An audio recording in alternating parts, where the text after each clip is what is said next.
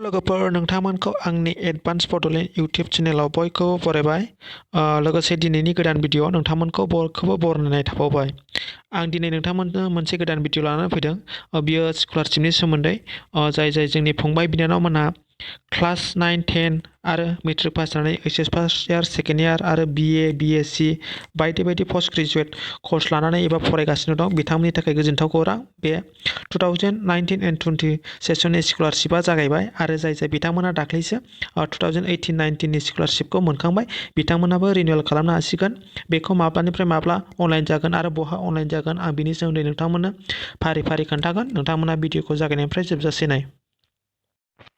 भिडिअखौ जागायनायनि सिगां आंनि नोंथांनिसिम मोनसे रिकुवेस्ट, जुदि नोंथाङा आंनि एडभान्स बड'लेण्ड इउटिउब चेनेलाव दिनैसो गोदान बोरैबाफोर नायसनबायदोंबा अन्नानै आंनि एडभान्स बड'लेण्ड इउटिउब चेनेलखौ साबस्क्राइब खालाम। साबस्क्राइब खालामनो थाखाय बेयावनो साबस्क्राइब बटन नुखागोन। लोगोसे साइडआव बेल आइकन फैबा बेलाव थुनानै अलाव होनानै ला, जाहाथे आं बिदिनो गोदान गोदान साख्रिफोरनि आपडेट, स्कलारशिपफोरनि आपडेट आरो जायखिजाया स्किमफोरनि आपडेटफोरनि भिडिअ हगारोबा नोंथांमोना गिबिसिन नुनो हायो।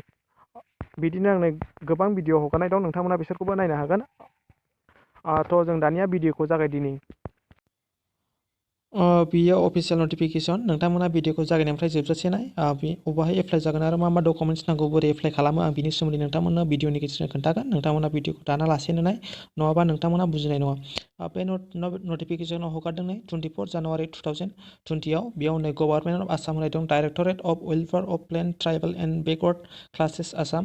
बेखौ 24 जानुवारि 2020 आव हगारदों। बेयाव नोंथांमोना नायनो हागोन scholarship for ST OBC student of Assam 2019 and 20 सेसननि जाय बिथांमोना दासान्दि जेन'बा BA फरायगासिनो दं बिथांमोना दाबो एप्लाइ खालामनो मोनाखैमोन। बे दासान्दि बै BA फरायनायफ्रा BA सेकेन्डसिम थांगलायबाय, बिथांमोना दासो बेखौ एप्लाइ खालामनो मोनसिगोन। बेखौ बेयाव नै होनाय दं, it is for information to all concerned date fresh and renewal application for pre and post matric scholarship for students of Assam belonging to scheduled tribe and other backward classes। माने बेयाव नै जाय बिथांमोना थांनाय बोसोराव मोनखांबाय बिसोरनि थाखायबो रिनिउवेल जासिगोन आरो जाय बिथांमोना देग्लायसो गोदान बानायगोन बिथांमोननिसिबो फ्रेश जासिगोन। बियो माब्लानिफ्राय माब्ला जागोन बियो नै बेखौ आं नोंथांमोननो खोन्थागोन। नोंथांमोना भिडिअखौ नायलांबाय था आरो बेखौ बेसेबां एप्लाइ खालामनो थाखाय बेसेबां इनकाम, फेमिलिनि इनकाम मा जेनेबा बेसेबांसिम फेमिलि इनकाम खामायग्राया एप्लाइ खालामनो हागोन बिनि सोमोन्दै आं नोंथांमोननो खोन्थागोन। बेखौ नै बे अफिसियेल वेबसाइट www.scholarship.gov.in वेबसाइटआवनो एप्लाइ खालामनांगोन। अनलाइनल' जागोन बेयाव। आरो बेयाव नै बेयाव होनाय दं जाहैबाय pre matric scholarship to ST student studying in class 9 to 10। जाय बिथांमोना क्लास 9 आरो 10 आव फरायगासिनो दं बिसोरनि फेमिलि इनकामा 2 लाखसनि सिमाव जाहैनांगोन। 2 लाखसनि गोजौआवबा बिथांमोना एप्लाइ खालामनो हानाय नङा। बिसोरनि एप्लाइ डेटसिमा जाहैगोन दाख्लैनिफ्राय जागायनानै 29 फेब्रुवारि 2020 सिमल' जागोन। आरो नै post matric scholarship to ST जाय बिथांमोना मेट्रिक पास जानानै फरायगासिनो दं, मेट्रिक पास जेन'बा HS level, BA level, BSc level, MSc level, MA, BCom बायदि बायदि MCom बेफोर फरायगासिनो दं बिथांमोना बेयावनो बिसोरनि फेमिलि इनकामा 2.50 लाखस जानांगोन। बिनि गोजौआवबा बे स्कलारशिपखौ एप्लाइ खालामनो हानाय नङा। आरो बेयाव होनाय दं नैबे OBCनिसो, बेखौ नांलायला। बेयाव नै बे application last date submission of online application by student बेखौ 29 फेब्रुवारिसिमल' एप्लाइ खालामनो हागोन। 29 फेब्रुवारिनि उनावबा नोंथांमोना एप्लाइ खालामनो हानाय नङा। ओंखायनो नोंथांमोना एप्लाइ खालामनानै लादो। मा डकुमेन्ट्स नांगौ आं सिगांनि भिडिअआव खोन्थाखाबाय। नोंथांमोना बे आं भिडिअनि डिसक्रिपसनाव बिनि लिंकखौ होगोन, नोंथांमोना नायाखैबा नायनो हागोन। आरो नैबेयाव होनाय दं last date for verification of application by institution.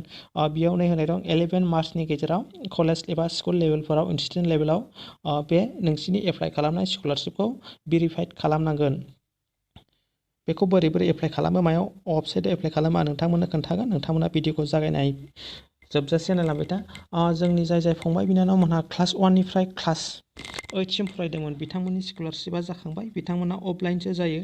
थांनाय 2019 नि 29 डिसेम्बरावनो लास्टमोन। नोंथांमोना जुदि आंनि चेनेलखौ साबस्क्राइब खालामनानै लायाखैबा नोंथांमोना मोनथिनाय नंला। आं नोंथांमोननो खोन्थाखादोंमोन, बेनिखायनो आं बुङो नोंथांमोना चेनेलखौ साबस्क्राइब खालामनानै ला। नोंथांमोननि फंबाय बिनानाव दंबा नोंथांमोना बिसोरनो एप्लाइ खालामना होनो हागौमोन। दाबो नोंथांमोना बे भिडिअखौ शेयार खालाम, जाहाथे नोंथांमोननि फंबाय बिनानावमोनहा मोनथियो। सोरबा मोनथियाबो जानो हागौ। अबाहाय एप्लाइ खालामो आं दानिया नोंथांमोननि एसे खोन्थानि। नोंथाङा नों बाहायग्रा जायखिजाया ब्राउसारखौनो अपेन खालामनानै ला।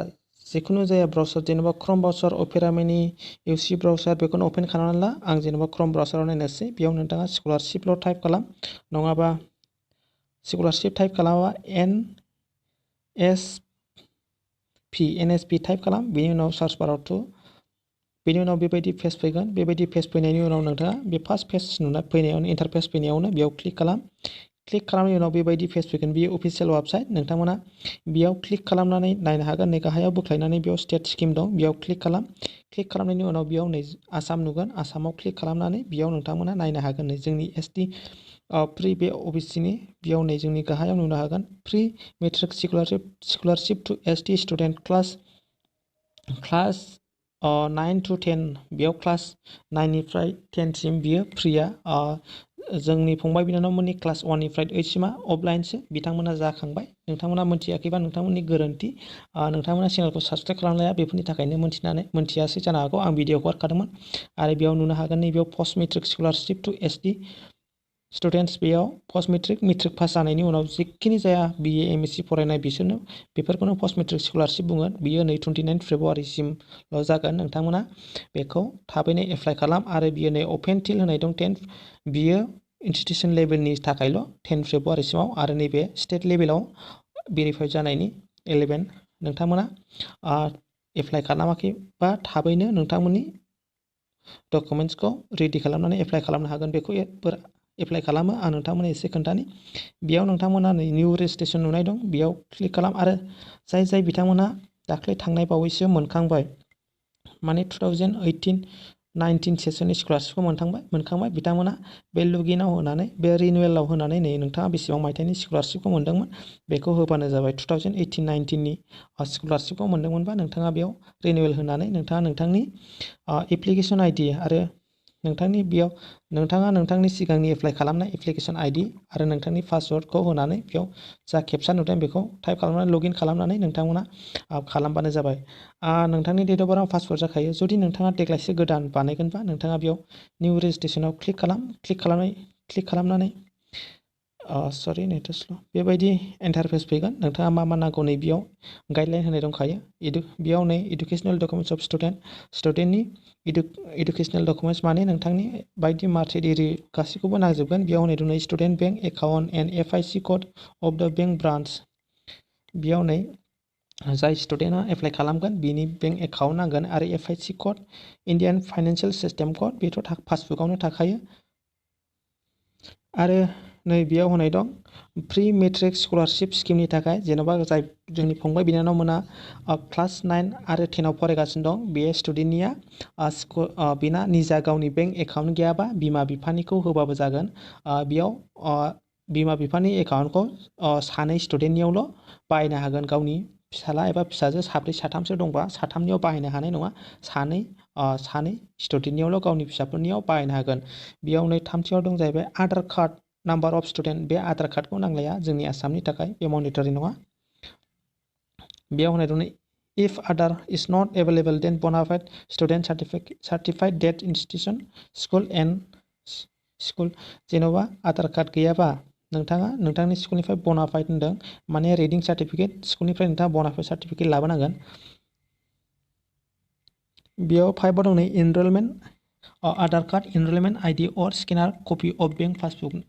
नोंथांनाव आधार कार्ड दंबा आधार कार्ड बै बानायनायाव नोंथाङा मोनसे इनरलमेन्ट आइडि मोनो, बेखौबो होनो हागोन। जुदि नोंथाङा गैयाबा बेंक पासबुक फ्रन्ट पेजनिखौ होनो हागोन।